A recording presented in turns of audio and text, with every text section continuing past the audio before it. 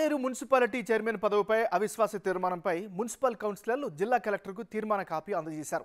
మొత్తం 12 మంది కౌన్సిలర్లలో 8 మంది కౌన్సిలర్లు అవిశ్వాస తీర్మానం కోరారు. అందులో 5 బీఆర్ఎస్, 2 కాంగ్రెస్, 1 బీజేపీ కౌన్సిలర్ ఉన్నారు. చైర్మన్ పన్సరి శంకరయ్య పైన అవిశ్వాస తీర్మానాన్ని కౌన్సిలర్లు కలెక్టర్కు కాపీ అందజేశారు.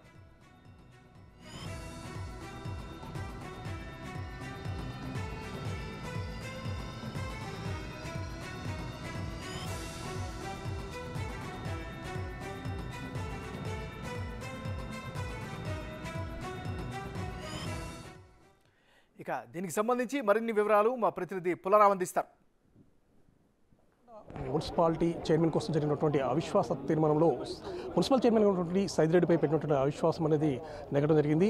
కాంగ్రెస్ పార్టీకి సంబంధించేసి అనుకూలంగా 41 మంది కౌన్సిలర్లు ఓటు వేయగా బీఆర్ఎస్ పార్టీకి సంబంధించేసి కేవలం 5 కౌన్సిలర్లు మాత్రమే ఓటు వేయడం సందర్భమైంది. ప్రజెంట్గా నల్గొండ మున్సిపల్ వైస్ చైర్మన్గా ఉన్నటువంటి అబగన్ రమేష్ గారు, సార్ చెప్పండి, ఈరోజు ఈ యొక్క ఎన్నికల ప్రక్రియ అనేది ఏ విధంగా సాగింది? అదేవిధంగా బీఆర్ఎస్ పార్టీకి సంబంధించేసి ఒక విప్పు జారీ చేసిన సందర్భం అయితే జరిగింది, దీని విధంగా సార్ విప్ అనేది ఎట్లా వర్తిస్తుంది?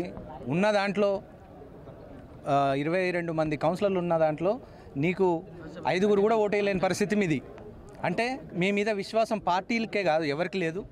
అందుకనే ఇలా కౌన్సిలర్లందరూ కూడా పార్టీలకు అతీతంగా, ఇది పార్టీకి సంబంధించిన ఎలక్షన్ కాదు, ఇది పార్టీలకు అతీతంగా ఓటింగ్లో పాల్గొన్నారు. బీజేపీ వాళ్ళు పాల్గొన్నారు, దీంట్లో కాంగ్రెస్ వాళ్ళు పాల్గొన్నారు, టీఆర్ఎస్ పాల్గొన్నది, ఎంఐఎం పాల్గొన్నది.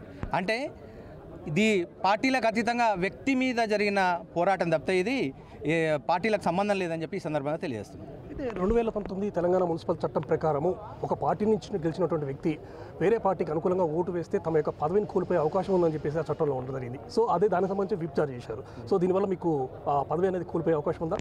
దేని లొసుకులు దానికి ఉంటాయి సార్, దేని లొసుకులు దానికే ఉంటాయి. అయినా విప్ అనేది మాకు ఎవరికి ఇయ్యలేదు వాళ్ళు, అది డైరెక్ట్గా మాకు ఇచ్చి పార్టీ పరంగా మాకు వచ్చి మా తోటి సంతకాలు తీసుకుంటే లెక్క.